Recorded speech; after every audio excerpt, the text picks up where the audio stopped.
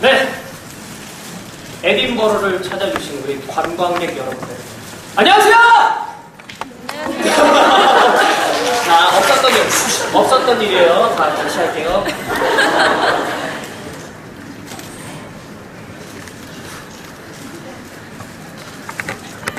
방금 건 악몽이다. 자, 에딘버러를 찾아주신 우리 관광객 여러분들, 안녕하세요! 안녕하세요. 안녕하세요! 안녕하세요. 네, 반갑습니다. 오늘 관객이자 관광객과의 대화 진행을 맡은 스퍼드 송윤택입니다. 안녕하세요. 네, 여러분, 저 지금 조명 잘 받고 있나요? 네, 그래요? 네. 오늘 대망의 트레인스포팅 관객과에 대한 첫 시간입니다. 오늘 이 자리는요, 여러분께서 보내주신 사전 질문하고 MD 부스 오늘 질문판에 붙여주신 현장 질문으로 진행될 예정입니다. 그동안 저희 에딘버러를 찾아주신 우리 여러분들에게 앞으로 조금 더 공감할 수 있는 자리가 될 것 같고요. 더불어 아직 에딘버러를 찾지 못하신 분들에게는 길잡이가 될 수 있는 그런 자리가 될 수 있었으면 좋겠습니다. 그러니까 오늘 잘 촬영해주시고 잘 얘기해주시고 잘 소문내주세요. 아셨죠? 네, 감사합니다. 자, 근데 또 여러분들의 귀한 시간이 또 있고 각자만의 또 사정이 있고 또 남은 일들이 있기 때문에 오늘 혹시나 중간에 저희가 길게 하진 않겠지만 그래도 중간에 가셔야 되는 일이 생기신 분들은요, 오늘 저희 메도스파크에 보이는 듯 안 보이는 듯 했던 다람쥐처럼 재빠르게 퇴장해 주시면 네, 감사하겠습니다. 네, 그러면 오늘의 출연자분들과 각색에 참여해 주신 표상화 작가님을 이 자리로 모셔보도록 하겠습니다. 박수 주세요! 네, 표상화 작가님. 우리 목표일 배우님 맞고요. 우리의 배상호 배우님, 오늘 조지승 배우님, 백기의 정민 배우님, 식고의 김바다 배우님 다 모셨습니다. 네, 자리에 앉아주시기 바랍니다. 네. 참 떨려요, 그렇죠, 여러분? 네네. 여러분들도 대답 안 할 거예요? 네. 여러분들도 대답해 주시면 너무 힘나게 잘 진행할 것 같습니다. 자, 그러면요, 여러분들 한 분씩 우리 관객분들에게, 우리 관광객 여러분들에게 인사 부탁드리겠습니다. 자, 배우분들은 또 특히 감사하게도 짧은 캐릭터 소개도 해주시면 제가 정말 감사할 것 같습니다. 아셨죠? 자, 먼저 우리 표상화 작가님. 네. 네, 안녕하세요. 연극 트레인스포팅에서 각색 맡아서 참여한 표상화라고 합니다. 반갑습니다. 네. 안녕하세요. 네. 마지막에 큰 돈을 갖고 도망가는 마크 역을 맡은 문태영입니다. 아유, 감사합니다. 네. 한 번에 이해가 됐어요. 네. 네, 안녕하세요. 리지 남친 토미 구상호입니다. 안녕하세요. 꿀초 에피 엄마 엘리입니다. 안녕하세요. 돈은 무조건 똑같이 나누는 백기의 정민입니다.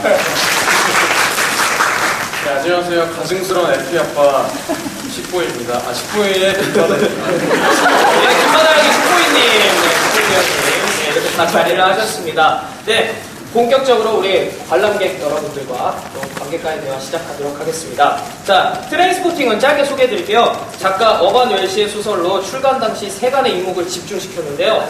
굉장히 파격적이었죠. 뒤이어 만들어진 데니 보일 감독이 감각적인 영상과 매력적인 캐릭터들로 원작의 매력을 한층 더 돋보이게 해주었습니다. 미리 접해보신 분들은 아실 수 있는 점인데요. 원작 소설과 영화 모두 각 에피소드의 중심이 되는 인물의 나레이션으로 이야기가 진행됩니다. 책과 달리 영화와 그리고 오늘 우리의 연극에서는요, 마크 중심으로 극이 진행되는 방식이에요. 자, 그러면요, 첫 번째 질문 바로 들어가도록 하겠습니다. 우리 각색에 참여해주신 표상화 작가님, 연극에서도 특정 장면을 대사나 장면이 아닌 나레이션 방식으로 묘사한 이유가 있는지 궁금하다고 일단 질문을 주셨어요. 네, 그게 진행 방식이 관객분들이 보시기에 살짝 다소 불편하셨을 수도 있을 것 같아요. 네, 나레이션의 방식을 사용한 이유는요. 우선 저희 연극 트레인스포팅이 가지고 있는 서사 구성 방식이 기존의 기승전결을 모토로 한 플롯 구조가 아니라 저희가 서사극의 방식을 차용하고 있기 때문입니다. 서사극은 보통 이제 기존 저희가 알고 있는 극의 구성 방식이 주인공이 등장을 하고 그 주인공의 반대 세력이 등장을 하고 그리고 그 둘이 갈등을 해서 사건이 만들어지고 그 사건이 해결되는 과정 속에서 이제 주제를 나타내는 게 저희가 익숙한 플롯 구성 방식인데요. 서사극 같은 경우는 이런 방식과는 조금 다르게 운영이 돼요. 그래서 이야기가 진행되는 중간에 관객하고 거리감을 만들듯이 호흡을 끊어내는 방식을 사용해서 이야기의 주제가 이야기를 보는 도중에 저 상황이 왜 저렇게 흘러가지? 라는 그런 의문점들이 관객들이 그런 의문점을 갖게 만드는 방식으로 주제를 만들어내는데요. 보통은 이제 한 드라마 속에서 주인공이나 혹은 개인의 선택이나 또는 캐릭터의 어떤 성격적 특이성 때문에 사건이 일어나는 것이 아니라 사회 구조적 모순이나 혹은 사회 현상 때문에 사건이 일어나는 그런 경우의 이야기들을 만들 때 가장 효과적으로 사용되는 방식 중 하나입니다. 재미없는 얘기 너무 길게 해서 죄송합니다. 아니요. 저 너무 재밌게 들었어요. 그렇죠? 네, 다들 재밌게 들으셨죠? 그쵸? 네, 그렇습니다. 그럼 저희 그 방식이 저희 이 친구들 정말 사회 구조 때문에 어쩔 수 없이 막 약을 하게 되는 그런 친구들한테 딱 맞는 구조네요. 그렇죠? 네. 조금 첨언을 드리면은 이 서사극 같은 경우는 네. 굉장히 고급스러운 플롯 구성 방식이에요. 그래서 네네네. 독일의 브레이트로 시작해서 영국 등에서 굉장히 유행했던 방식인데요. 네.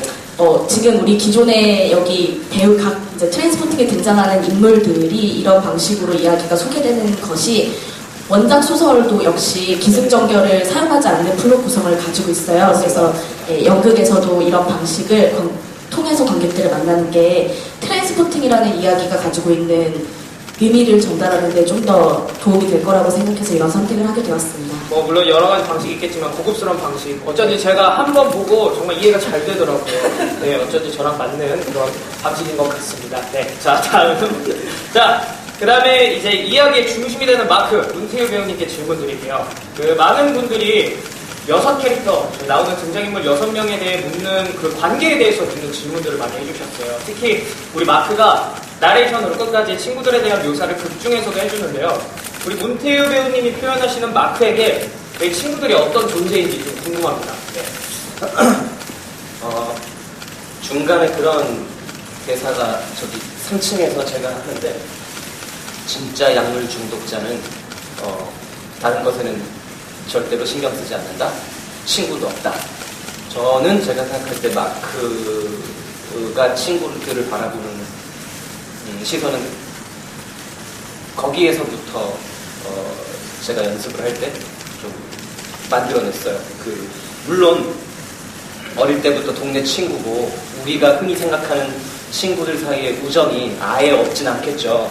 맨날 만나고 같이 좀 최근에는 많이 훔치고 약을 하고 좀 나쁜 짓을 하지만 어찌됐든 그런데 그 대사와 함께 제가 어떤 약물에 관련된 다큐멘터리나 혹은 어떤 영화들을 볼 때 느꼈던 건 약물을 한다는 게 단순히 나 개인의 몸이 망가지는 것뿐 아니라 이 사람으로부터 시작되는 모든 인간 관계들까지도 다 파멸되더라고요. 이 약이라는 행위가.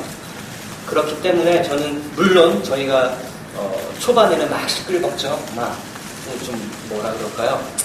좀 청춘물처럼 막 요절복통 막 우당탕탕 막 친구들끼리 막 이런 게 좀 있지만 제가 표현하고 싶었던 분위기는 마지막에는 모두와 관계가 이렇게 끊어져 버린 좀 어떻게 보면 쓸쓸하고 어떻게 보면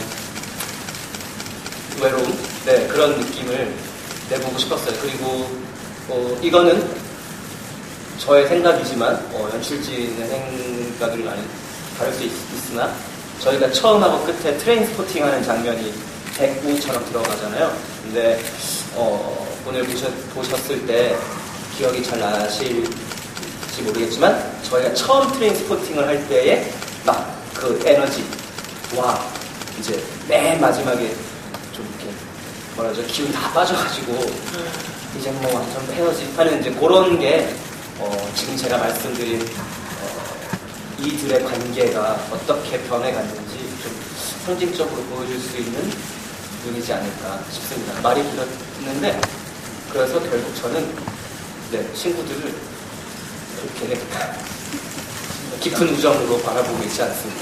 아, 그렇습니까? 물론 뭐 각자의 마음이 다 다른 거니까요. 예, 그렇죠. 저는 적어도 문대배님이 생각하는 마크는 예, 예. 하는 거죠. 예, 아슬아슬한 친구관계. 네, 여러분들도 잘 느끼셨으리라 믿고 있습니다. 네. 자, 그 다음에 우리 토미 역의 고상호 배우님. 예. 저희 극에서는 정말 등장하지가 않죠. 너무 궁금해요, 저조차. 그 리지. 네.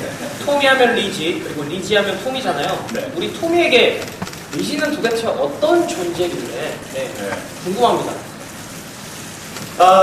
토미한테 리지 유일하게 백기가 마찬가지로 약을 하지 않는 처음엔 그런 인물인데 저는 이제 이 작품을 처음 만나서 이제 인물들을 봤을 때 토미는 제가 책이나 영화들을 많이 봤을 때 여러 가지 인물이 많이 이렇게 합쳐지고 짬뽕된 인물로 이렇게 저희가 이렇게 각색이 되고 약간 그랬어요, 그죠? 설정도 각자 다르죠. 예, 네. 그래서 어떤 하나를 기준으로 잡기에 제가 애매하게 생각하고 있다가 저는 뭐에 중점적으로 보기 시작했냐면 이 헤로인 중독 그리고 뭐 백비도 뭐 어떤 폭력 중독 그러면은 책이나 어떤 데서는 약간 그 토미가 섹스 중독과 콘서트 중독, 뭐 음악 중독 이런 식으로 나와 있었었는데 저는 섹스는 약간 그것보다 좀 더 넘어서 그냥 리지에 대한 중독 그러면은 다른 여자나 어떤 다른 여성을 통해서도 약간 그런 중독적인 걸 할 수 있기 때문에 그런 것보다는 약간 리지의 사람에 대한 중독 쪽으로 약간 초점을 맞췄어요. 그래서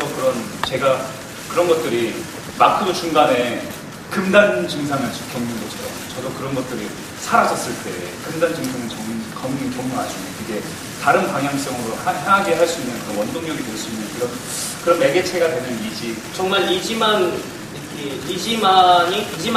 리지에게만 할 수 있는 그런 금단 증상입니다. 그렇죠. 다른 사람이나 다른 네. 어떤 행동이나 그런 걸로 채울 수 없는 이런 네. 사랑꾼 같은 설정 괜찮은 건가요? 저도 하나 만들려고 가능해요. 아니 그래서 저는 그 친구들 사이에 아까 방금 얘기한 것처럼 네. 그 약간 그런 처음에 마크한테 와서 하는 대사는 약간 그 안에서 이런 것들을 이렇게 반응을 친구 사이에서 할까봐 괜히 나는 섹스 때문에 그립다. 약간 되게 불러내는 걸로 저는 이렇게 처음에 계속 하고 지금 그렇게 하려고 하는 그런 거였거든요. 그래서 그런 것보다 본질적으로는 정말 그게 그렇지만 겉으로는 그런 걸 표현하고 티내고 싶지는 않았어서 그렇게 설정을 한 저의 확실히 정말 사랑하시나 봐요. 그래서 관객과에 대한 이쪽에다 말씀하시면 좋을 텐데 저한테 말씀하시면서 제가 마치 리지가 된 기분. 네. 오늘의 리지는 약간 저인 것 같은 그런 부분이었습니다. 리지가 점점 더 궁금해집니다. 네, 끝까지 잘 표현해 주시기 바라겠습니다. 자, 다음 우리 송교택 배우님. 네. 마지막에 마크가 돈가방을 들고 도망가는 장면을 목격하고도 모른 척하는 이유는 무엇인가요? 스퍼드만의 우정 표현 방식인지 아니면 겁쟁이이기 때문인가요? 라고 질문 주셨어요. 네. 이게 저는 스퍼드가 모른 척하는 이유 그게 우정 표현 방식인가 겁쟁이이기 때문인가 뭐 그렇게 크게 나눠주셨는데 둘 다 아닌 것 같다는 생각이 들었어요. 그러니까 그 두 개가 맞다 아니다라고 생각할 겨를이 없다고 생각했습니다. 네. 모른 척하는 이유라고 생각하면 어찌할 바를 몰라서라고 대답할 수밖에 없는 것 같아요. 저희 만들어진 멘토들이 아무래도 그 상황을 약이 바로 깬 상태에서 목격하기도 했고 정말 저게 뭐 하는 거지? 아니면 그 동시에 여러 많은 생각이 들었을 거라고 생각해요. 그런데 오히려 이제 마크가 잘 무사히 도망쳤다는 거를 알고 나서 그리고 마크가 나에게 주어진 돈을 내가 발견을 하고 나서 그 이후에 아마 많은 생각이 들지 않았을까라는 생각이 듭니다. 마크 입장에서도 마크를 헤아려 보기도 하고 친구로서 그 다음에 또 내가 만약에 그런 상황이었으면 어땠을까라는 생각을 하면서 어찌됐든 그때 훔치는 마크의 장면을 목격했을 때는 뭐 이렇게 어떻게 할 바를 몰랐을 것 같아요. 또 다른 장면이긴 한데 이제 그 비슷한 건 아닌데 비슷한 건 아니지만 약간 비슷한 상황?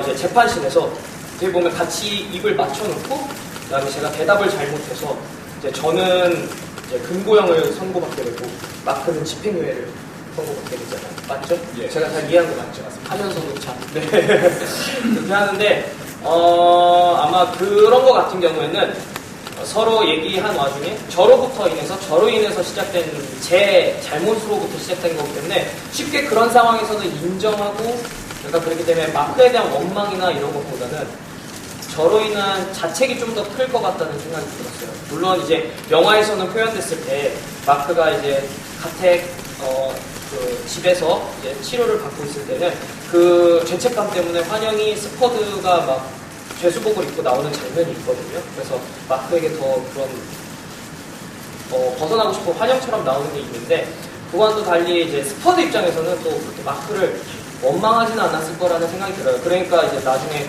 간호사 나오고 나서도 저 마크와 함께 잘 지내지 않았을까라는 생각이 듭니다. 참 찰나의 순간이 어떤 감정을 약간 정하지는 못하는 것 같아요. 그러니까 얘도 사람이기 때문에 어쨌든 이렇게 대답을 드리고 싶습니다. 제가 무슨 얘기를 했는지 모르겠지만은 사회와 대답을 둘 다 하려다 보니까 네. 아 참 질문 그때 잘 들어오셨어요. 네, 감사합니다. 네. 자, 여기 있어요. 창피하지 마시고요. 네. 자, 그다음. 감사합니다. 여러분의 박수 소리가 셔터 소리 같아요. 자, 그다음에 우리 정민 배우님, 유일하게 약을 하지 않는 백비와 마약거래선 조니로서 상반된 캐릭터를 보여주시는데요. 백비가 유일하게 약을 하지 않는 이유와 각 캐릭터를 어떤 점을 염두에 두고 구축하셨는지 궁금합니다. 질문이 지금 두 개인 것 같아요. 네. 백비가 약을 하지 않는 이유가 따로 있어요. 약을 하지 않는 이유. 원래 약을 안 하는 게 정상인 건데, 약을 하지 않는 이유를 모르시려면. 명쾌하네요. 한 번에 이해하셨죠? 이유가 필요 없어요. 예. 원래 안 하는 건데. 원래 안 하는 게 맞는 건데, 왜 안 하냐고 물어보신다면. 네네. 저는 아까 방금 우리 각색가님. 네. 네. 예.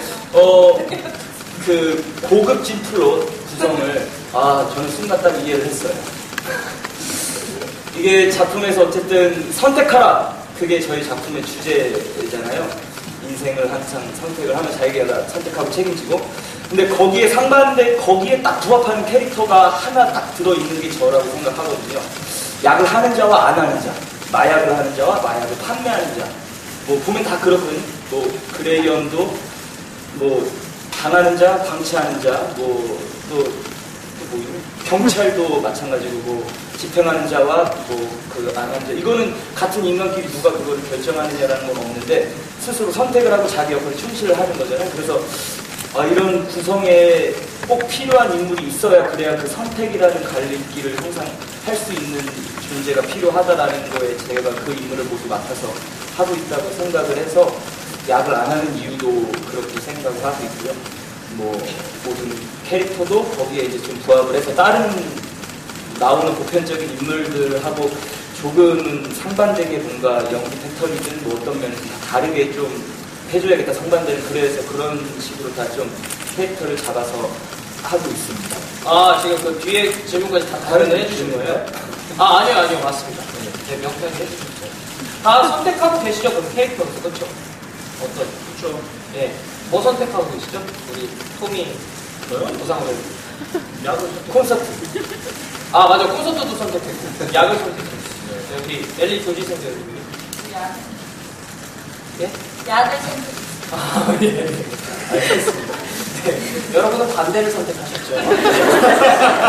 겨우겨우 넘어간다. 자, 그 다음 트레인스포팅의 홍일점 조지승 배우님. 엘리가 영국놈들과 부딪히고 나서 오늘 저녁엔 수다나 떨 수 있는 여자친구가 있었으면 좋겠다라고 동성친구에 대한 언급을 합니다. 혹시 엘리는 동성친구보다 함께 헤로인을 하는 남자친구들이 더 많은 건가요? 만약 그렇다면 따로 그런 이유가 특별히 있는지 궁금하다고 질문 주셨어요. 일단 엘리는 막 놀러다니고 같이 어울릴 만한 경제적 여유가 없는 것도 그렇고, 기본적으로 사람을 잘 믿고 의지하지 못하고 관계에 대해서 회의적인 친구라고 생각했어요. 어렸을 때 부모의 애정이나 책임감도 제대로 경험해 본 적이 없고, 사람들의 관계가 쉽게 깨지고 서로 상처 주는 걸 보면서 이렇게 된 것 같은데, 그래서 식구이와 아이를 낳았을 때도 식구이와 어떤 타협을 보는 게 아니라 내가 혼자 키우겠다 하는 것이고, 여자친구가 없는 게 아니라 그냥 친구가 없다고 생각해요. 물론 이 친구들 좋아하고 친구들이지만 아까 마크도 그렇게 생각했듯이 우리의 생활 패턴이 같고 목적, 마약이라는 목적이 같기 때문에 쉽게 관계를 맺고 계속 만나게 되는 거지만 깊은 이야기를 털어놓을 수 있고 내가 의지할 수 있는 친구들은 아니라고 생각하거든요. 그러니까 여자친구가 지금 이 상황에 있었으면 내가 뭔가 좀 위로를 받을 수 있고 공감할 수 있겠다 이런 말이지만 딱히 여자친구만 없는 건 아니라고 생각합니다. 그러니까 지성 배우님이 또 설정하신 엘리한테 예. 그런 게 좀 강하다는 말씀이시죠. 네, 감사합니다. 그래도 실제로는 친구 굉장히 많으시잖아요, 그렇죠? 네, 맞아요. 저도 있고 우리 네, 누나 맞아요. 친구처럼 잘 지내고 맞아요. 있는데 좀 약간 저는 되게 지승 엘리와 정말 친구처럼 하고 있는데 약간 친구라고 생각 안 하신다고 보니까 약간 배신감이 들어. 저 오빠, 그래요? 농담이었습니다. 네. 서로 각자의 설정이 따로 있는 거니까요. 자, 그다음 우리 김바다 배우님. 에피의 죽음으로 우리 아기 에피의 죽음으로 초반과 중후반의 캐릭터 느낌이 달라지는데요. 식보이가 에피가 처음부터 자신의 아이라는 것을 알고 있었을까요? 에피가 그리고 약을 끊으려고 그 다짐한 이유가 온전히 에피의 죽음 때문인지 질문이 들어왔습니다. 일단은 첫 번째 질문에 답을 드리자면 전 알고 있다고 생각을 했고요. 그리고 두 가지 질문에 다 답을 드리려면 저희 마크 대사 중에 아무것도 선택하지 않는 것을 선택했다라는 대사가 나오는데 저는 그 말에 이제 개인적으로 가장 어울리는 인물일 수 있다고 생각했어요. 싶어요. 왜냐면 10호에는 모든 걸 내가 선택해서 취하고 있다고 생각했거든요. 친구들, 약, 뭐 여자, 모든 걸. 근데 에피의 죽음은 뭐 사람이 살다 보면 얼마나 그 말이 철없기도 하고 용기 있기도 하고 가소로워요. 선택하지 않은 일들이 일어나는 게 인생인데 그래서 10호에는 나는 뭐 다 선택할 수 있는 일인데 하고 이런 그런 생각, 어리석은 생각을 하다가 선택하지 않은 아주 엄청난 일이 일어나죠. 거기서 엄청난 쇼크를 받았을 것 같아요. 그래서 그 충격으로 마약을 아주 끊었다고 자부할 정도로 끊었다라고 콤마. 생각은 들었는데 네. 뒤에 가서 다시 약에 손을 대지 않습니까? 네. 그냥 잠깐 언제 생각날 때 잠깐 하는 정도로만 그냥 그런 거 아, 마약을 다시 하는 것까지? 네네네네. 그 얘기까지 해요, 지금? 아니요, 그냥 저 여쭤보는 거예요. 그렇게 겁을 먹으세요. 아, 근데 이거는 제가 꼭 던질 때 말씀드리고 싶었던 게 저희가 실은 그 중독 전문가 선생님을 하루 모시고 맞아요. 그런 좀 관련된 얘기나 네. 간단한 질의응답을 들을 수 있는 시간들이 있었는데 좋은 시간이었죠. 그때 저도 조금 이해가 풀리는 지점이 마약하고 끊고 다시 하는 게 왜 이렇게 쉽지? 너무 이렇게 느닷없이? 이런. 근데 선생님한테 중독자들의 꼭 마약이 아니더라도 알코올 중독이나 뭐 다른 중독자들의 삶을 듣고 나니까 우리가 가진 교육을 통해서 갖게 된 뭐 일반적인 도덕성, 사회성 이런 걸로는 이해할 수 없는 그 범주가 있구나, 그들의 삶의 굴레가 있구나 하는 걸 이해하고 나니까 한 사람들만 또 이해할 수 있는. 네, 그냥 전 안 했어요. 네.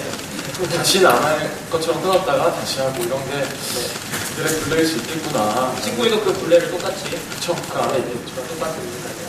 네, 알겠습니다. 저기 잠깐 첨언을 하자면. 예. 담배 같은 경우도 네. 마약보다 훨씬 중독성이 어떻게 보면 덜한데 그리고 담배도 한 번 핀 사람들이 말하기를 담배는 한 번 피기 시작하면 평생 참는 거지 끊는 건 없다. 10년을 끊었다가도 다시 또 어느 날 순간 확 그러면 그냥 바로 담배를 그날부터 다시 피기도 하고 근데 그런 것과 관련해서 더 이해할 수 있는 것 같고 그 다음에 그때 선생님이 이거는 그러니까 저희의 이해를 쉽게 하기 위해서 예로 들어주신 단어가 그러니까 오이가 네, 한번 오이지로 담그면 그렇다고 오이가 아니냐 다시 절대 오이가 될 수 없는 맞아요. 실제로 그 그러니까 이해가 되더라고요. 그거 아니죠. 네, 오이신 다시 절대로 오이가 될 수 없죠. 오이는 언제든지 오이지가 될 수 있지만. 네, 아니, 그러니까 이게 심각한 얘기니까. 네, 어쨌든 그렇게 이해를 해주시면 좋을 것 같습니다. 네, 알겠습니다. 자, 우리 6명의 오이들과 함께하는 영화 진행되고 있는데요. 자, 다음은 이번에는 이 마크의 금단 증상 장면에 대한 질문이 굉장히 많았는데 한 번에 한번 질문을 해보도록 하겠습니다.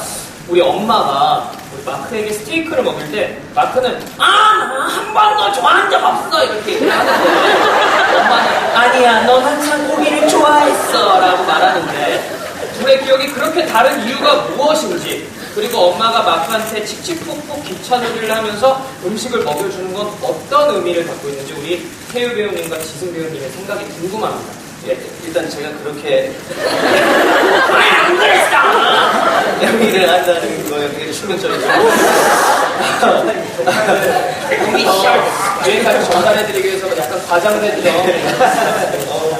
일단 제가 먼저 대답을 하자면 저희 공연에 되게 큰 맥락 중에 하나로 저희가 만들었던 것 중에 하나가 좀 뭐 비속어지만 그러니까 기성세대 애들에 대한 불만적인 시각 그래서 좀 뭐 나쁜 말로 꼰대 그런 캐릭터들을 저희가 저희들의 대척점에 넣었어요. 뭐 판사, 면접관, 코브스 그런 부분에 맥락으로 엄마를 이해를 해주시면 좋을 것 같아요. 그러니까 마크의 엄마로서의 그런 그러니까 우리가 흔히 생각하는 모자지간으로서의 이 작품에서의 등장이라기보다 그런 기성세대와 이 젊은 애들의 충돌로서의 엄마로만 저는 그렇게 생각을 했고 그리고 저희들이 그렇게 준비를 했는데 그렇기 때문에 저는 몇 번에 걸쳐 얘기를 했다고 생각했어요. 난 고기를 안 좋아한다. 난 고기가 맛이 없다. 근데 엄마는 그거를 듣고 글쎄요 뭐 흘려들었는지 아니면 자기가 원하는 대로 생각을 한 건지 얘는 고기를 좋아한다고 생각을 한 거죠. 그냥 저는 그래서 그런 부분들이 얼마나 기성세대들이 젊은 애들을 그래 너희들 필요한 거 이거지? 너 이거 좋아하지? 너희들 이게 싫지? 약간 주입시키는 너희들은 내가 어른이니까 아는데 너희는 이런 거가 지금 불만이고 그래서 지금 이렇게 방황하는 거잖아. 또 포브스도 마찬가지로 자꾸만 어른들의 입장에서 네가 야근하는 건 동생 때문이지. 그러니까 뭔가 널 알아. 너가 지금 이러는 거는 이런 문제들이고 이런 거 해결하면 될 거야. 자, 오랜만에 들어. 고기 먹어. 너 고기 좋아하잖아. 전 그렇게 생각했어요. 그래서 절대 이 극에 등장하는 젊은 친구들은 어른들과 어떤 화해할 수 없고 믿을 수도 없고 자기들이 할 수 있는 최대한의 어떤 선택으로 이런 각자의 불량한 어른들이 볼 때 매우 불량한 일을 하는 거라고 생각했어요. 그걸 상징하는 신이 아닐까. 그리고 칙칙폭폭은 말씀드린 대로 얼마나 이 마크라는 아이를 아직도 그냥 자기 품 안에 있던 꼬맹이처럼 바라보고 있는지 보여주는 대목이라고 생각합니다. 태우 배우님의 말을 빌리면은 이제 엄마는 어쨌든 기성세대의 하나를 이렇게 표현을 하는 담당 그런 역할인데 그 역할을 그래도 표현하는 우리 엄마 생각이 또 다를 수도 있으니까 또 우리 지성 배우님의 엄마는 또 어떤 생각을 하고 있는지 오빠가 이제 너무 잘 설명해 주셨는데 일단 엄마는 아이가 고기를 먹고 좋아한다고 기억을 해요. 엄마는 항상 고기가 좋다고 생각했고 항상 고기를 요리를 했고 뭐 흘려들은 건지 아니지. 그러니까 엄마의 시각으로 아이를 바라봤고, 그러니까 그러니까 꼰대인 게 너무 나쁘게 대하려고 일부러 꼰대인 게 아니라 그냥 나의 생각이 많고 내가 좋은 게 좋은 거고 내가 생각하는 게 현명하니까 날 따라와야 한다 이렇게 생각하기 때문에 어떻게 보면은 애정이지만 조금 잘못됐었을 수도 있는 애정을 주었기 때문에 이렇게 충돌이 일어나고 그런 게 아이한테는 폭력이 되는 걸 수도 있다고 생각합니다. 그리고 칙칙폭폭에 대해서는 우리 아이 예뻤던 어렸을 때 말 잘 듣던 마크를 추억하며 엄마는 또 눈물 글썽이면서 막 기억하니 막 이러잖아요. 그래서 그렇게 말 잘 듣는 아이를 돌아봤으면 좋겠다는 마음도 있을 것이고 그렇게 해서 우리가 한번 잘 지내보자 하면서 즐겁게 유쾌하게 엄마는 받아가는 거라고요. 막 기성세대지만 그래도 화해의 손길? 그러니까 그 약간 나름의. 달라져 버린? 그렇지만 이것도 되게 이기적인 시간이 그렇죠, 그렇죠, 그렇죠. 예. 그게 이제 관객분들에게 표현이 그렇게 되는 거죠. 됐으면 좋겠습니다. 네네네. 그럼 또 같은 장면에 이어서 같은 장면에 대한 질문인데요. 금단 현상에 시달리는 마크에게 찾아간 백비가 마크에게 외치는 저희 대본에 참 대사가 많이 쓰여 있어서 이미 표현을 해버렸기 때문에 백비가 마크에게 찾아가서 넌 쓰러졌어. 하지만 너 다시 일어났지? 계속 쓰러져 있지만은 않아. 넌 쓰러졌어. 하지만 다시 일어났지? 절대 쓰러져 있지만은 않아.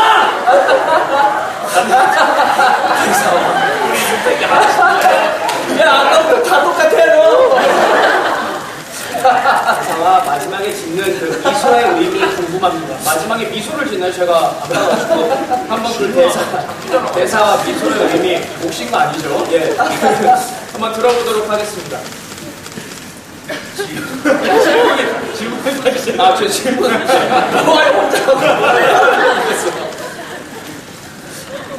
아, 네, 그 대사를 하는 이유가 의미, 뭐냐? 의미. 왜 아, 마크에게 의미. 와서? 예, 뭐 아까 말했듯이 약을 하는 자와 안 하는 자의 이 갭에서 약을 하는 자가 안 하는 자 쪽으로 오려고 하고 있습니다. 이랬을 때 제 이제 그때서야 처음으로 마음을 열죠. 백비가 자기의 어떤 진심을.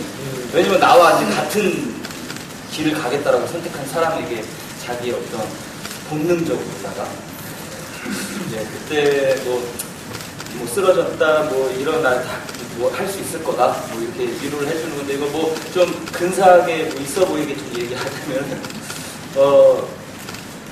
기득권자와 소외된 계층의 사람들이 이 사람들은 우리를 어떻게 생각하고 뭐 이렇게 우리가 할 때는 정말 저 사람들 그냥 만약 쓰러지면 끝이지 뭐 이렇게 생각할지 모르겠지만 우리는 그 우리 안에서 나를 즐거움을 찾고 일어났다 쓰러졌다를 반복하면서 항상 선택을 우리도 똑같은 인생을 살고 있다라는 어떤 그 기득권자에 대한 외침이라고 생각을 하거든요.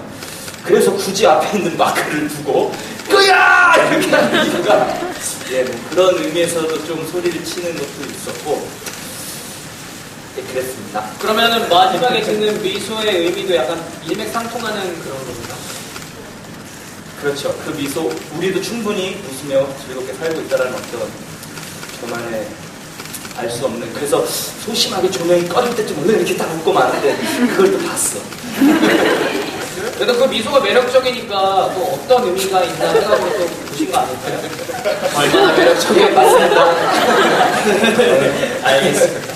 잘 알았습니다. 자, 이제 이렇게 모든 캐릭터들과 그 주요 장면에 대한 사전 질문들을 몇 가지 살펴봤는데요.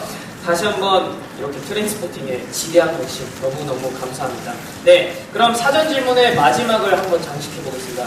심심하셨죠? 예, 우리 표상아 작가님. 작가님께서 각색을 하시면서 가장 주안점을 둔 부분이 어딘지, 그리고 이거는 저도 조금 관객 여러분들과 같은 마음으로 한번 들어보고 싶어요. 네, 트레인스포팅을 통해 관객분들한테 하고 싶은 이야기가 무엇인지. 네. 질문이 두 개인 거죠. 그렇죠. 그럼 뒤에 거 먼저. 저희 트레인스포팅이라는 이야기가 가지고 있는 의의를 설명을 드리려면요. 우선 소설 얘기를 짧게 드려야 될 것 같아요. 트레인스포팅이라는 작품이 소설로 처음 영국 문단에 소개되었을 때 영국 사회 자체가 굉장히 충격적이고 신선하게 받아들였거든요.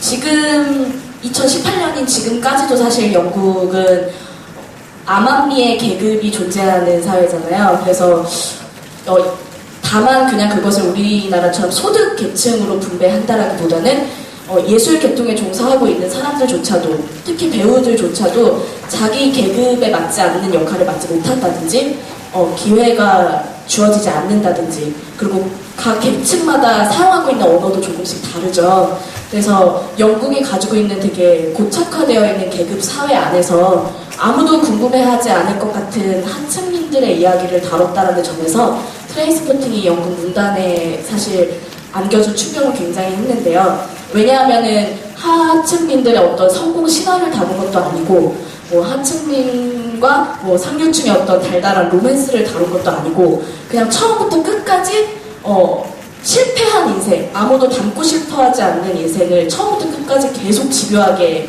써서 소설을 완성했거든요. 그래서 이 이야기가 이 이야기가 존재하는 이유 자체가 사실은 영국이 가지고 있는 그런 계급사회, 영국이 가지고 있는 경제적인 모순 자체를 비판하고 꼬집는 데 그 힘이 있다라고 생각을 합니다. 그래서 트레인스포팅이 기존의 이야기들처럼 어떤 주인공이 헤쳐나가는 싸움을 그린다기보다는 영국 사회가 가지고 있는, 그리고 영국뿐만이 아니라 지금 우리 사회에서도 가지고 있는 그런 구조적인 모순을 보여주기 위해서 굉장히 집요하게 어려운 삶, 실패한 삶, 약을 선택할 수밖에 없는 인생을 끊임없이 얘기하고 있는데요. 연극 트레인스포팅도 그렇고 영화 트레인스포팅도 그렇고 이 큰 기조 아래에 만들어진 작품이라고 생각합니다. 그래서 사실은 이 작품을 바라보실 때 아까 다른 배우분들 저희 계속 쭉 얘기하셨지만 그 장면에서 누군가는 지배하는 자이고 누군가는 지배받는 자로 계속 구성되어 있어요. 그래서 이런 구조적 모순들을 조금 바라보시면서 이게 개인의 문제가 아니라 사회의 문제가 아닐까? 이런 생각들, 이런 의문들을 만들어내는 게 트레인스포팅의 목적이라고 할 수 있습니다. 저 듣다 보니까 네. 진짜 약간 즉흥적으로, 물론 지금 즉흥적으로 하고 있긴 하지만 그러니까 궁금한 게 있는데, 그러니까 그 트레인스포팅 소설 자체도 그렇고 저희 연극도 그렇고 얘가 그냥 실패한 삶 혹은 또 그런 계급 사회를 꼬집는다고 하셨잖아요. 사실 근데 지금 얘기하셨고 또 제가 그 전에 느꼈던 것도 그런데 약간 이 인생들이 실패한 청춘들이라고 생각이 들거든요. 근데 이거 자체가 되게 좀 안타깝네요. 그러니까 실패했다고 그걸 얘기를 생각을 하게 하는 게 되게 안타깝다는 생각이 들었거든요.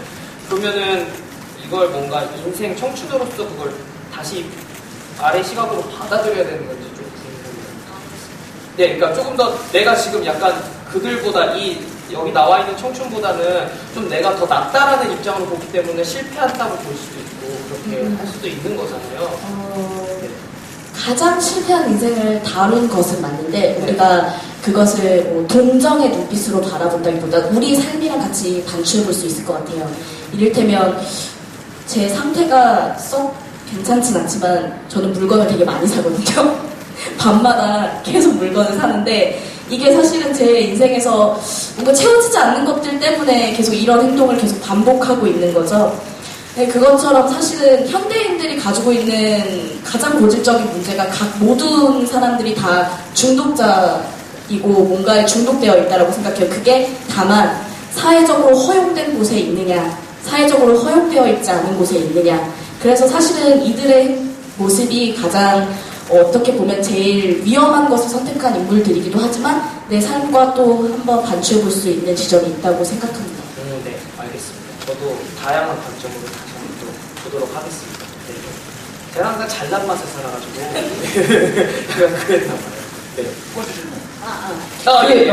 주안점. 그런데 이제 서사극도 서사극이고 주제가 사회 모순을 얘기하고 있다라고 해도 어쨌든 간에 재미없는 것을 만드는 것은 나쁘다고 생각하거든요.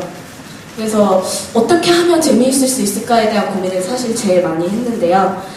연극으로서 가장 즐겁게 할 수 있는 것이 두 가지라고 생각을 했어요. 하나는 희극성이고요. 하나는 생동감이라고 생각을 했는데 여기 나오는 인물들이 사실 소설이나 영화로 여러분들에게 이미 알려진 인물들이다 보니까 기본적으로 예측 가능한 것들이 있으셨을 것 같아요. 그런데 여기다가 이들의 행동 패턴이나 이들의 캐릭터가 조금 더 희극화되고 좀 더 바보스럽고 약간 우스꽝스럽게 보여지면 즐거울 것 같다라는 생각을 했어요. 그래서 그런 것들을 좀 많이 넣어보려고 노력을 했는데요. 그 중에 가장 대표적인 예가 역시 공평론자의 백비가 계속 지폐를 찢는 장면인 것 같아요. 그렇죠? 네. 이런 것들은 사실은 영화나 소설 속에서는 등장하지 않는 장면들이고, 그리고 생동감을 주기 위해서 배우들이 살아있음을 이 관객 여러분들과 만났을 때 살아있음을 같이 느꼈으면 좋겠다는 생각을 했어요. 또 배우분들이 맡고 있는 역할이 또 20대 초반이잖아요. 그래서 20대 초반처럼 많이 뛰었으면 좋겠다고 생각을 했어요. 그래서 사실은 소설이나 뭐 영화에서는 잠깐 뛰긴 하지만 소설에서는 뛰는 장면이 없거든요. 그래서 뛰는 거를 최대한 많이 넣어보려고 노력을 했는데요. 왜 없는 거야? 네. 저도 물론 객석까지 뛸 거라고는 생각을 안 했어요. 제가 왜 객석을 뛴다라고는 생각을 안 했는데 어쨌든 대본으로 각색을 하는 작업 속에서 유쾌한 코믹한 요소들을 잘 살려내려고 노력을 했고요. 그리고 이제 많이 뛰게 만들어야겠다라고 생각해서 뛰는 장면들을 최대한 네, 어떻게 생각하시는지 모르겠는데 저도 관객들이랑 똑같은 자리에서 극을 보는 관객 중 한 명이잖아요. 근데 저는 뛸 때 참 좋거든요. 저 진짜 힘든데 주엽이 뛰는 거 보면 너무 재밌어요. 너무 재밌더라고요. 그런 게 잘 전달되었으면 좋겠습니다. 네, 알겠습니다. 자, 이제는 오늘 현장에서 우리 관객분들이 직접 작성해주신 질문을 살펴보도록 할 건데요. 우리 작가님을 비롯해서 배우님들은 포스트잇을 한 장씩 뽑아서 순서가 되면 읽어주시고 답해주시면 되겠습니다. 혹시 이쪽부터 네, 이렇게 해서 혹시 원하는 질문이 있으시면 네. 저희가 지금 시간이 어느 정도 지났는지 모르겠어요. 전 체감 시간이 그렇게 길진 않거든요. 각자 자기 뽑나요? 자기가 하고 싶은 질문 뽑으시면 됩니다. 여러분들이 지금 꿀질문 아니었어요. 그냥 여기 있는 거. 네, 뭐 각자 질문이 아니더라도 공통 질문을 뽑으셔도 되고 어찌됐든 질문에 답할 수 있는 것 간단하게 저희가 혹시 시간이 오래 지체될 수도 있으니까 혹시 짧게 대답해도 되겠죠? 핵심만 짚어서요. 우리 배우들이 잘 정리해서 핵심만 이야기할 거라고 믿겠습니다. 어떤 질문인가요? 궁금하다. 네, 알겠습니다. 자, 혹시 뽑으신 분들 있으시죠? 자, 뽑고 계시면 저희 먼저 하겠습니다. 우리 그러면 방금 얘기하신 우리 박세계 표사가 작가님. 네. 마크가 먹는 어머니의 진통제의 정체가 뭔가요? 마크가 먹는 어머니의 진정제는요, 발륨이라는 의약품인데요. 성분인가요? 아니요, 의약품이에요. 아. 1963년도에 폴란드 화학자가 만든 항정신 의약품이고요. 원래는 그냥 긴장이나 불안 증상을 완화시키는 용도로 사용이 됐는데 나중에 이게 중독 증상이 있는 것으로 밝혀져서 지금은 2주 정도 이상의 2주 이상으로는 처방해주지 않고 있는 걸로 알고 있어요. 독성이 좀. 네, 그렇죠. 그래서 커트 코베인이 이 헤로인과 발륨 중독으로 사망한 것으로 알고 있습니다. 근데 이게 네. 발륨이 궁금한 걸까요? 아니면은 실제 배우가 먹는 그것이 무엇이냐? 발륨이 정말 맛있었을 수도 있죠. 네. 그것이 궁금해. 잠깐만, 그럴 수도 있겠네. 그거를 궁금해하시는 것 같은데요? 근데 그거를 혹시 비밀인가요? 제가 저는 비밀로 하고 싶어요. 네. 그래요? 네, 네, 근데 저는 너무 말하고 싶어요. 왜냐면 제 아이디어거든요. 자, 기성세대가 나타난 박정로 같은. 결국 내가 바보가 됐잖아요. 예. 알겠습니다. 말씀해 주시죠. 네, 제가 별사탕을 넣어서 먹자 그랬어요. 그래서 지금 배우분들이 드시고 있는 이 발륨인 것처럼 되어 있는 아이는 별사탕입니다, 여러분. 그래서 이게 먹을 때 만에 하나 입 밖으로 떨어지면 맞아. 밖에서 보실 때 너무 웃길 것 같은 거예요. 막 헤로인 하는데 별사탕을 먹고 혹시 얼마나 신경이 쓰이는지 몰라요, 이거 먹을 때. 별사탕이 5색인가 뭐 한색으로 다 됩니까? 아니. 형형색색에 별사탕이라 먹을 때마다 아주 신경 써서 먹고 있습니다. 그래도 진정제를 먹는 마크에게 집중해 주시기 바랍니다, 여러분. 그다음부터 또 입만 보는 거 아닌지 모르겠어요. 그래서 이제 떨어져서. 자, 다음 우리 마크 문태우 배우님. 예, 질문 읽어주세요. 투테우 마크 대명 펜이 안 나와 개인 펜을 사용한 점 양해 부탁드려요. 배우님께 질문입니다. 에든버러를 떠난 마크는 어떤 인생을 선택할까요?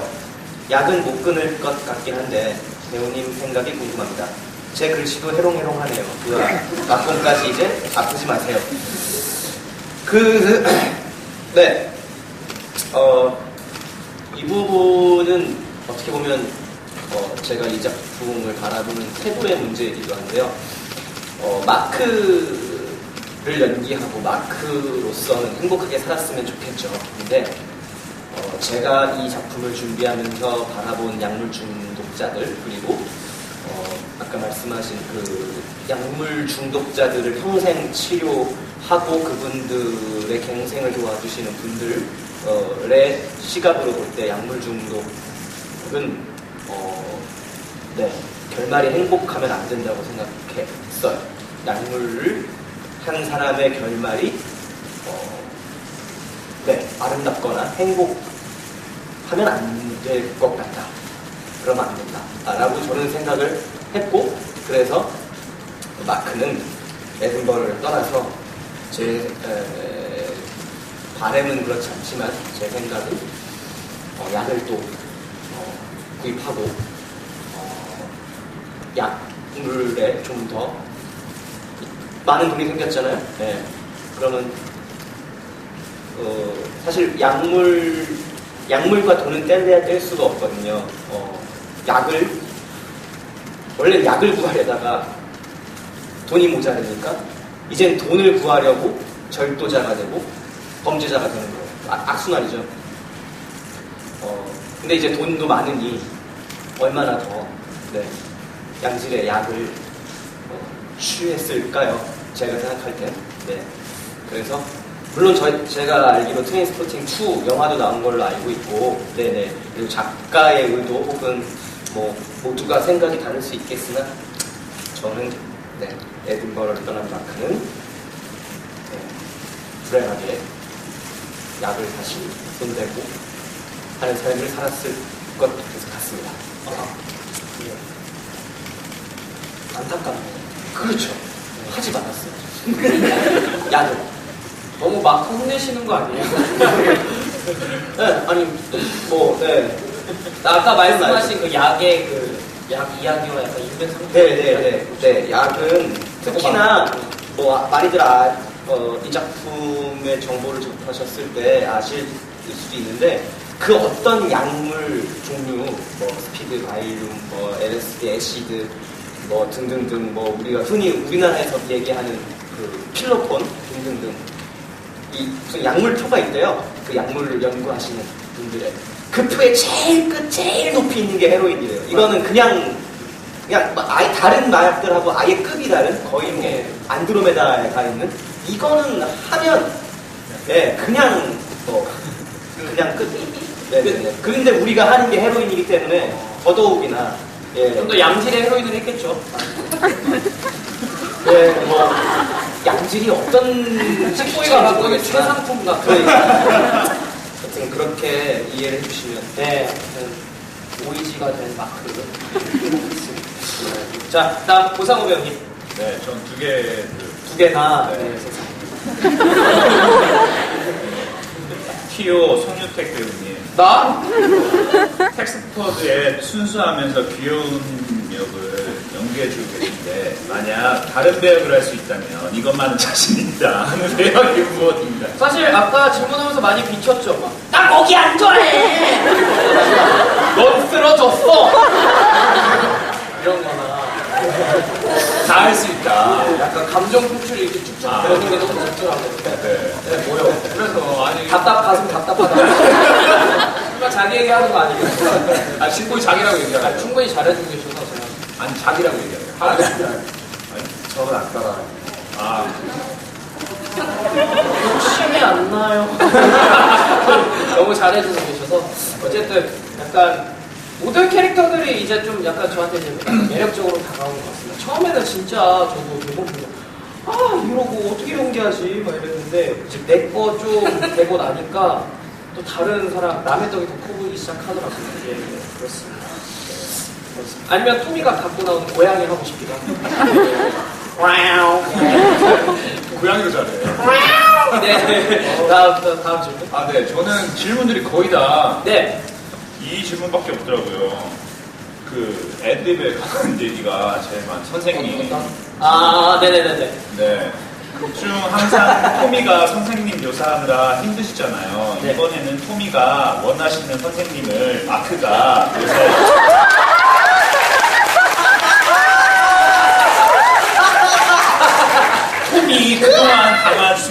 대갑하겠어. 아, 난 진짜 이런 거 잘 못해. 근데 이거를 막상 시키면 저희는 이제 네. 극상황이라 네. 제가 저도 이렇게 하고 너무 민망해가지고 그 안에서 있는데 이 상황 안에서 좀 하기 약간 힘들겠어요. 지금 준비하고 계신 거예요? 매도 빨리 맞아야. 오! 너무 재미없어도. 네. 그러면 우간다에서 발레를 전공하신 선생님의 나라길 우간다에서 발레를 전공하신 이런 기분이구나. 어떻게 할 거야? 그, 초등학교에 간 첫날 우간다에서 발레를 전공한 분 선생님이 말하시길 마크가 배트 옆에 앉으렴. 조명 꺼주셔도 돼요.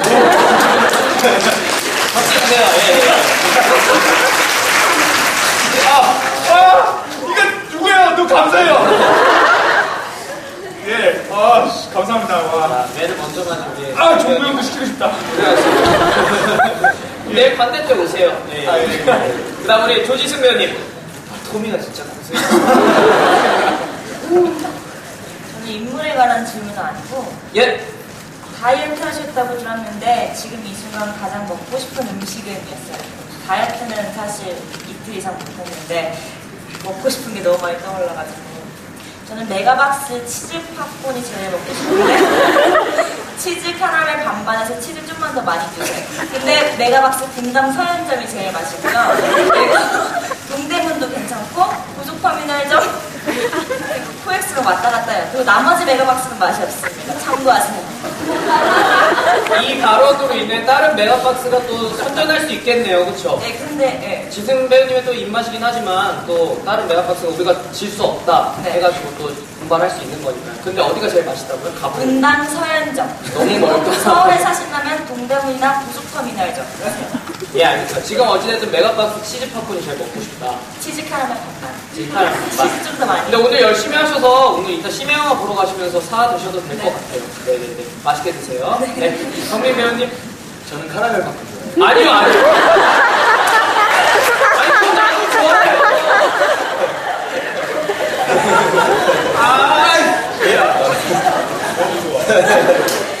예, 저는 뭐 간단한 거 몇 장 걸러있습니다. 백비가 마크를 찾아오는 장면은 현실인가요, 환상인가요? 예. 이 질문을 은근히 몇 번 받아가지고 네. 이게 왜 환상 같다라는 생각했다라는 것 자체가 되게 창의적이라서 되게 놀라웠습니다. 그래서 그런 생각을 왜 못 해봤을까? 나 대본 처음 봤습니다. 그걸 나안 했어. 연습할 때 이 사실을 알았더라면 뭔가 더 훌륭한 지금이라도 늦지 않았네요. 예, 감사합니다. 대답은 현실이죠, 현실. 예. 현실이 악몽이겠네, 환상이면. 예, 그 다음에 백비가 보는 영화 뭔가요? 백비는 카레를 바꿔를 샀어. 영화 뭐 봤죠? 반지의 안 했어요.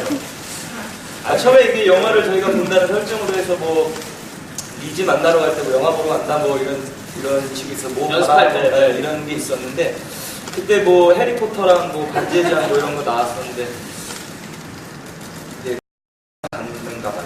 오늘의 백비는 그러면 시대를 다 떠나서 오늘의 백비는 카라멜 팝콘 사서 어떤 영화를 보셨을 것 같아요? 네? 지금 영화를 뭘 하고 있는지도 잘 몰라가지고 솔직히 팝콘 다 쏟을 것 같아요. 네, 그래서 뭘 모르겠네. 보고 싶은 영화가 있다면? 모르겠다고 지금. 영화 뭐 하는지 모르겠어요. 나 그거 보고 싶어요. 신과 함께. 아직 안 보셨어요? 네. 카라멜 팝콘 사셔서 보셨으면 모릅니다. 네. 네. 그리고 또 하나. 네. 예, 정민백. 식보이와 토미는 모르는 비행기의 재미를 알려주세요.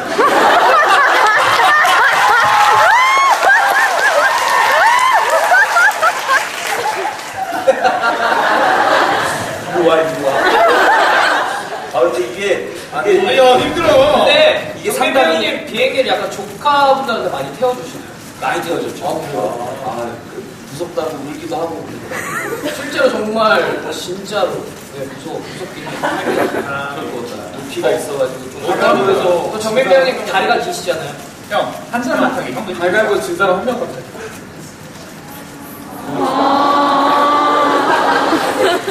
여러분 집에 안 가세요? 둘 다 그냥 순서만 정해. 한 발로 하나씩? 아, 그냥 해. 한 발로 하나씩? 자, 두고 와. 이게 은근히 무거워. 나 무거울 텐데. 맞아요. 예. 맨날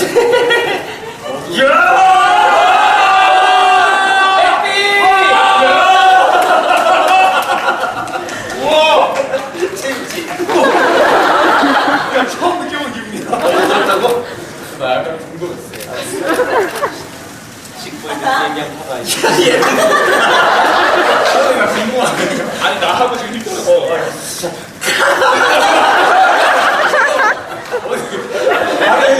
이게 좀 리얼성이 있어. 간다! 야, 너무 무거워. 이거는. 근데 이거 굳이 형이 소품겠다. 아니 평소에 잘 태우시는데 오늘도 저희 공연에서 또 저희 둘을 먼저 태우고 또 다 뛰고 뛰고 하니까 얼마나 근데 힘들겠어요. 제일 피곤해 보이세요, 지금. 수염이 갑자기 안 가. 진짜 거짓말 안 하고 지금 비행기 타고 집에 가서 정말 빨리 가고 싶어요. 자, 그다음 마지막 우리 통과자 배우님. 저는 제 받은 19위 질문을 다 골라봤죠. 눈에 보이는 것만 골라봤더니 네, 세 개. 똑같은 질문이 아, 똑같은 질문? 네. 감사합니다. 19회가 다시 헤로인을 손대게 된 이유. 약을 끊었지만 다시 약을 하는데 그 이유. 에피의 죽음도 통의 죽음도 19회에 약을 끊는 완전한 개인 질문. 다 똑같은 아까 건데 그 질문. 아까 질문에 한개 딱 마취를 네. 5위였다가 5위였다가 다시 5위가 아, 앞에 다 끝났네요. 네. 그러면은 뭐 할까요? 따로 우리 배우분들 중에 혹시 얘기는 바꿔보세요. 아까 설명 하신 그걸로. 이걸로 그냥 끝이요? 아, 네. 저 끝이요. 아, 너무 냉정한가? 일단 우리 김바다 배우님 지금 질문이 없어졌으니까 우리 배우분들이 혹시 따로 뭐 김바다 먹고 배우님 싶으세요? 지금요? 치즈의 카레입니다. 저는 반반이에요. 난 파란.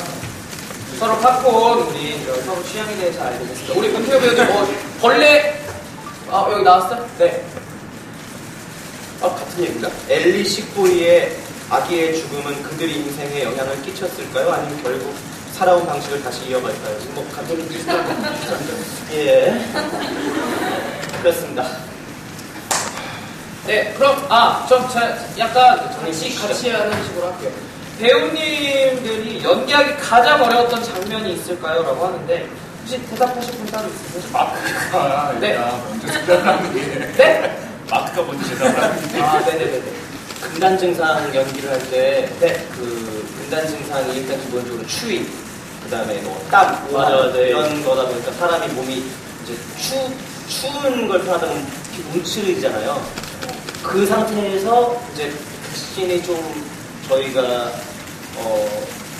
몇 분 정도 나오죠. 좀 길게 가는데 그 금단 증상의 그 씬이 그 씬을 하다 보면 이 상태의 신체 세팅 상태에서 계속 소리를 지르고 감정이 막 들쑥날쑥하고 하다 보면 지금도 그런데 이쪽 혈압이 오르잖아요. 이쪽 여기가 근육이 아까 고혈압이라고 했잖아요. 네.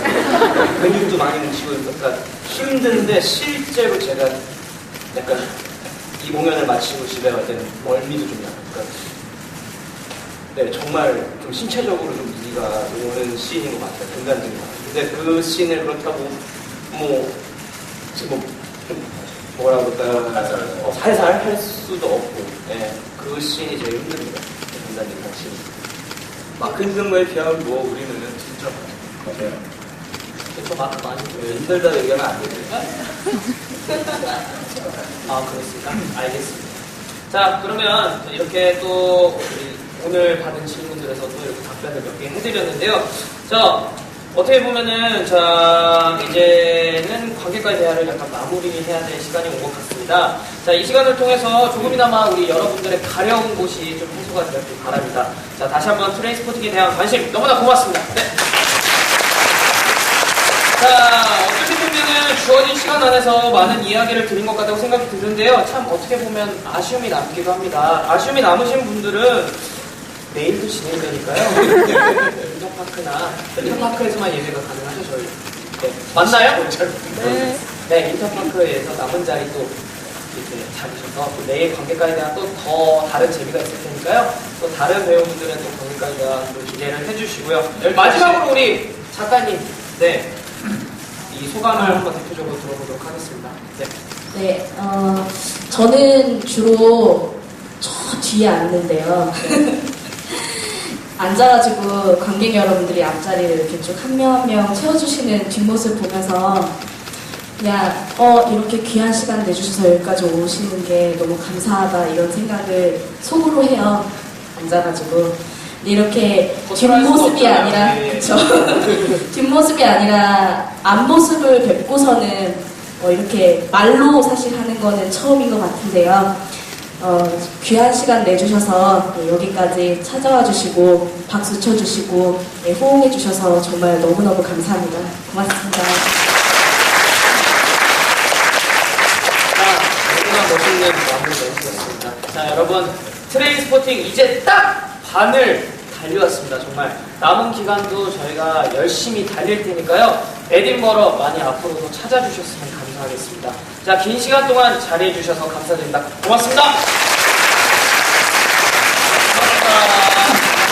그럼 마지막으로 여러분들과 저희가 선창을 하면 여러분들과 함께 마무리하는 시간으로 가져보도록 할 텐데요.